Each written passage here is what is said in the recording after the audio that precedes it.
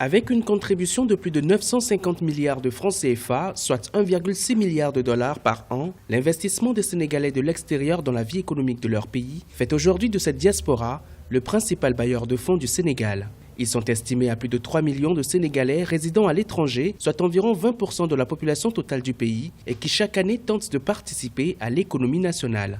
Avec un produit intérieur brut estimé à 13 milliards de dollars et de nombreux pôles d'investissement, le Sénégal affiche, selon la Banque africaine de développement, un taux de croissance en nette progression depuis quelques années. On a constaté, évalué que cette diaspora faisait plus que l'aide publique au développement, en tout cas pour ce qui concerne le Sénégal.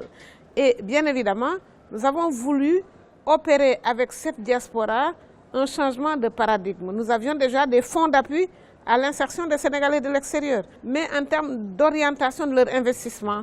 Et aujourd'hui, cette diaspora a constitué un fonds et a décidé d'investir prioritairement dans l'agriculture, mais également dans d'autres secteurs, mais enfin prioritairement dans l'agriculture et l'agrobusiness. Malgré cette embellie présentée par les autorités, les indicateurs d'endettement du Sénégal se sont récemment dégradés, ce qui nécessite de grands progrès en matière de réformes fiscales et structurelles. Selon le Fonds monétaire international, le pays doit continuer de gérer sa dette avec prudence, notamment en faisant preuve de vigilance, en orientant de manière efficiente les investissements, entre autres ceux de la diaspora. Le gouvernement sénégalais en est conscient, il a entrepris des réformes pour libéraliser l'économie, assurer une meilleure transparence, sécuriser les investissements ou encore assurer un meilleur développement.